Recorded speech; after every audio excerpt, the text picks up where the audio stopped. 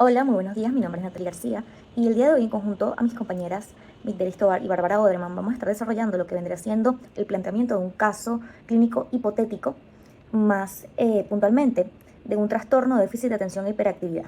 En esta oportunidad vamos a estar desarrollando el caso de un infante masculino de 10 años y 4 meses de edad. Podemos notar de esta forma cómo, por sugerencia del tutor escolar, la madre del infante, Estefano, toma la iniciativa de acudir a una consulta psicológica en donde la misma expresa, y cito: Estefano suele tener frecuentemente pequeñas quemaduras o heridas. La profesora cuenta cómo se le dificulta mucho el realizar dos tareas sencillas.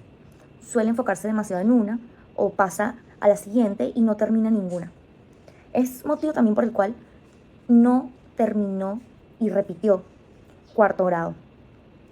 En el hogar conseguíamos organizar de una u otra forma las tareas, pero en el salón no conseguía y no daba por concentrarse. De la misma forma, le cuesta demasiado seguir instrucciones y mantenerse quieto. No le tengo paciencia. Podemos ver cómo vamos a realizar la entrevista a la madre y mediante la totalización de los datos se concluye lo siguiente. En la historia de desarrollo podemos notar cómo es un embarazo deseado y sin incidencias. El mismo presenta un peso y talla adecuado. Podemos notar de igual forma cómo la figura de apego durante su infancia va a ser la madre y cómo él mismo no presenta un tipo de hospitalización de importancia durante la infancia. A su vez, la evolución del desarrollo del lenguaje y comunicación es el esperado para estas etapas de desarrollo. Vemos cómo el desarrollo motor es temprano, a los 11 meses, su inicio de la marcha autónoma. De la misma forma, no presenta psicotraumas de importancia o evidenciables. En cuanto a sus hábitos alimenticios, son buenos, pero podemos ver cómo la madre señala que de pequeño casi que comía caminando, por lo cual había que distraerlo para conseguir que comiese. Hoy día come, pero debido a su estado inquieto, no parece tener la contextura para el volumen de comida que ingiere y tiene una preferencia por los azúcares y carbohidratos en sí. Mientras que ya dirigiéndonos a sus hábitos de sueño, podemos ver cómo le cuesta bastante dormir, apegándose a la hora reglamentaria establecida por sus padres. Y ya durante, muchas veces conciliar el sueño requiere la presencia de los mismos, haciéndole compañía hasta que consiga conciliar el sueño nuevamente. De esta forma podemos ver cómo, ya orientándonos a un contexto familiar, el mismo pertenece a una familia compuesta por un padre de 32 años con estudios de bachillerato completos, quien trabaja en una zona agropecuaria lejos del hogar, una madre con estudios secundarios incompletos hasta cuarto año, quien reside en el hogar como ama de casa. El mismo niño, ser hijo único, tiene contacto con su familia, en este caso familia materna, sus abuelos maternos, quienes se rehúsan a hacer cuidado del mismo, puesto que presenta una conducta difícil de sobrellevar.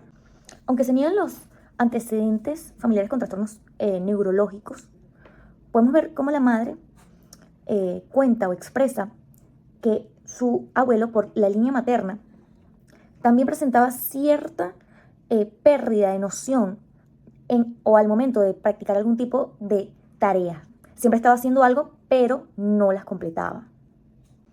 Cuando nos dirigimos ahora al contexto social, podemos ver cómo la madre resalta el hecho de que, aunque Estefano permanezca siempre en alguna actividad, circunstancia que permite destacar su fisionomía delgada, él mismo, aunque esté en su urbanidad, distrayéndose, manteniéndose interactivo con algún objeto, tiene una relación bastante cercana con uno de sus vecinos, en este caso el único vecino que representa pues el elemento más jovial en su urbanidad, de 7 años. Con el mismo comparte la mayor parte del tiempo, sea jugando en el hogar o en el parque de la urbanidad.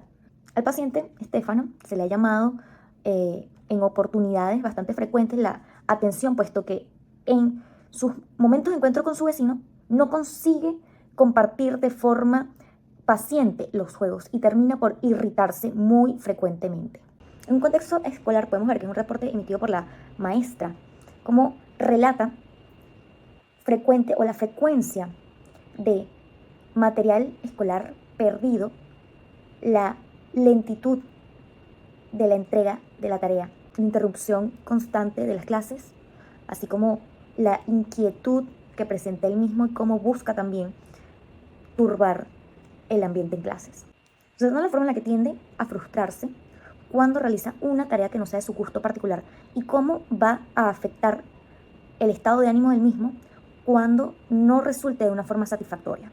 Buen día, yo soy Bárbara Adremán y les presentaré el caso clínico hipotético de un niño con sospecha por trastorno de déficit de atención e hiperactividad, TDAH, presentación combinada. Para confirmar este diagnóstico se lleva a cabo una evaluación psicológica utilizando diversas técnicas, cada una con un propósito específico. A continuación explicaré su pertinencia y los criterios diagnósticos del DSM-5 que sustentan este caso. Para una evaluación integral se aplicarán las siguientes técnicas. Primero, la entrevista a los padres y la observación clínica. Esto es fundamental para poder comprender el desarrollo del niño, su comportamiento en diferentes contextos de su vida y la percepción de los cuidadores sobre sus dificultades. En este caso particular, la madre reportó síntomas consistentes con TDAH, tales como dificultad para concentrarse, hiperactividad e impulsividad. Según Berkeley en 2015, la entrevista a los padres y la observación directa del niño son elementos claves para un diagnóstico preciso, ya que permiten obtener una visión completa del impacto de los síntomas en la vida diaria del niño. También se realizó una evaluación de la historia del desarrollo, que nos permitió descartar otras posibles causas de los síntomas y verificar la evolución del niño en áreas como el lenguaje, la motricidad y la socialización. En este caso particular, no se encontraron antecedentes médicos o neurológicos que expliquen los síntomas. Según Jensen et al. En 2001, una evaluación detallada de la historia del desarrollo es crucial para asegurarse de que no haya otras condiciones que puedan estar explicando los síntomas. Por otro lado, se realizó la prueba de rendimiento continuo de Conners, o CPT, para padres y profesores, y esta prueba evaluó su atención sostenida, impulsividad y control inhibitorio mediante respuestas a estímulos visuales. Los resultados mostraron un alto índice de omisiones y errores por impulsividad, lo que indica dificultades atencionales y de autorregulación. La CPT es ampliamente utilizada para evaluar estos aspectos en niños con sospecha de TDAH, ya que permite identificar déficit de atención sostenida y impulsividad, según Conners en 2008. También realizamos el test de los 5 dígitos que mide la velocidad de procesamiento y el control inhibitorio. En este caso, el niño presentó tiempos de respuesta inconsistentes y errores en la fase de cambio de criterio, lo que confirma problemas de flexibilidad cognitiva y atención sostenida. Este test es útil para evaluar la flexibilidad cognitiva y la capacidad del niño a adaptarse a cambios de reglas, que se ve afectado comúnmente en niños con TDAH. También realizamos el test del dibujo de la figura humana, lo que nos permitió evaluar la organización espacial y la madurez cognitiva.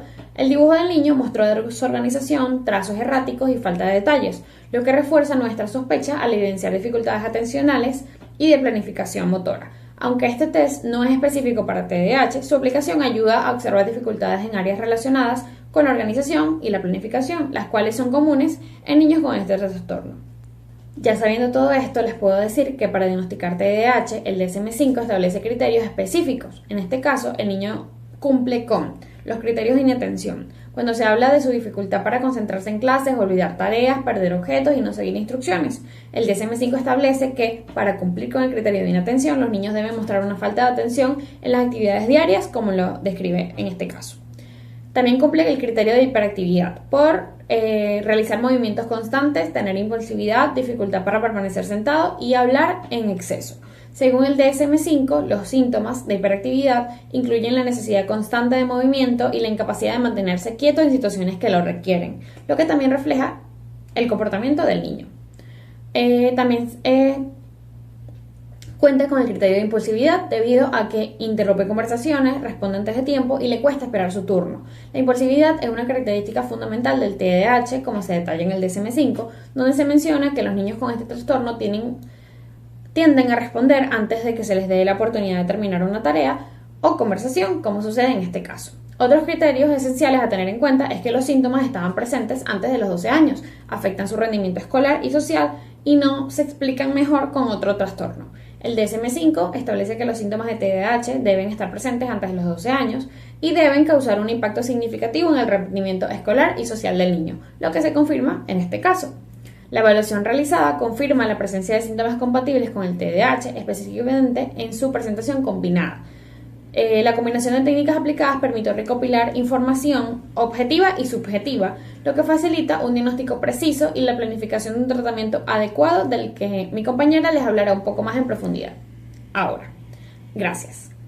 En el abordaje terapéutico de un niño con TDAH, Ruiz y otros mencionan en su manual de técnicas de intervención cognitivo-conductuales la efectividad de este enfoque en el tratamiento, resaltando entre las técnicas la economía de fichas y el entrenamiento en autoinstrucciones, como unas de las más pertinentes y asociadas a casos de éxito.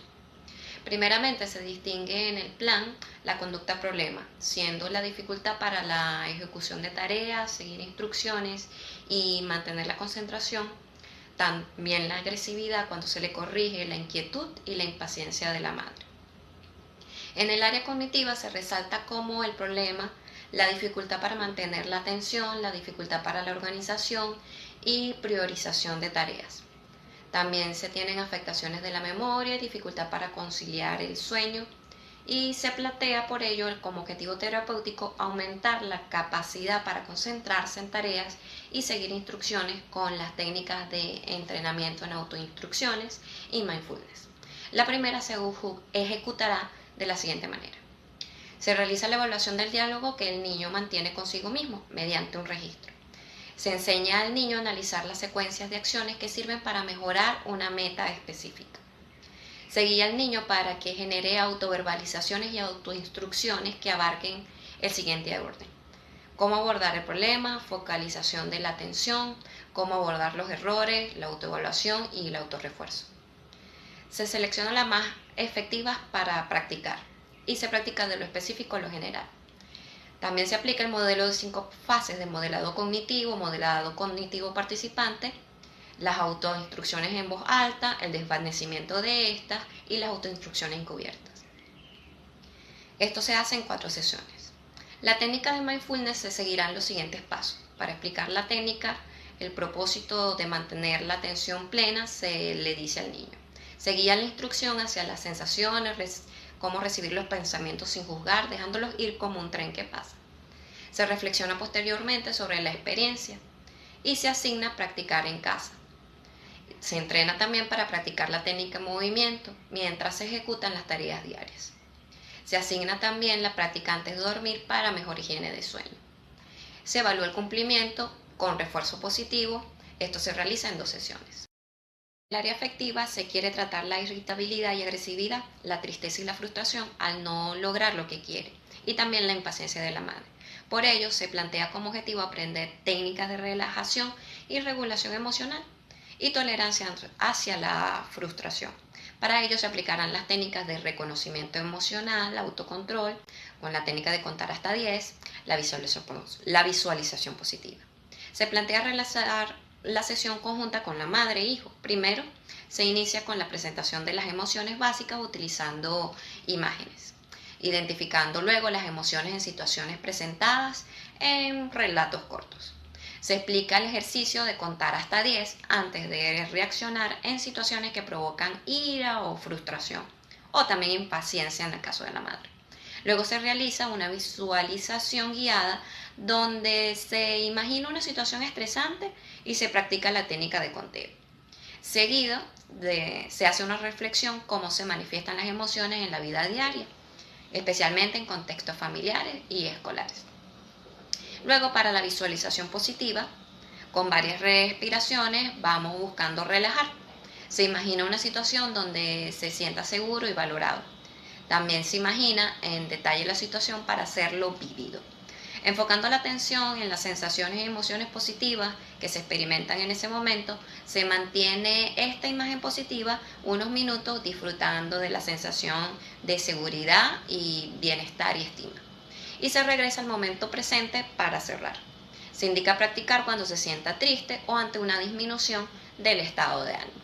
Por último, en lo conductual se desea tratar la impulsividad, la hiperactividad motora, la evitación de tareas del hogar, entre otras conductas, teniendo como objetivo orientar a los padres en estrategias para la resolución de situaciones problemáticas en torno al trastorno. Para ello, mediante psicoeducación, se orienta a los padres y otros cuidadores involucrados sobre el TDAH, problemas, factores de riesgo, tratamiento e intervención. También se procura la aceptación del diagnóstico. También se realizan los acuerdos de compromiso del plan terapéutico y se entrena a los padres en técnicas conductuales sobre refuerzos y castigos. Como segundo objetivo se quiere minimizar la aparición de conductas disruptivas en el contexto familiar y escolar, dirigiendo la hiperactividad motora hacia otras actividades. Se implementará la economía de fichas empezando con la identificación de actividades que Estefano disfruta y puede realizar en su tiempo libre. La programación de actividades de responsabilidades escolares, del hogar y tiempo libre en un calendario semanal. Se explica a los padres la asignación de fichas al cumplir cada tarea de la programación y su recompensa y penalización para el disfrute del tiempo libre. Se realiza implementación del programa en el hogar y se le hace seguimiento. Luego de implementado, se reflexiona junto con el paciente cómo estas actividades impactan su estado de ánimo y comportamiento y la motivación para hacerlas. Finalmente, se recomienda consultar también a un especialista médico para evaluación de tratamiento combinado farmacológico junto con la intervención terapéutica. Promover también hábitos alimenticios saludables, reduciendo el consumo de harinas y azúcares. También promover una higiene de sueño mediante rutinas preparatorias antes de dormir, evitando tanto el uso de pantallas y la sobreestimulación visual o sensorial. También establecer normas claras para la ejecución de deberes en el hogar y en el contexto escolar, administrando un refuerzo positivo cuando se cumplan las tareas. También variando las tareas en la economía de fichas cuando se haya modificado la conducta, pero manteniendo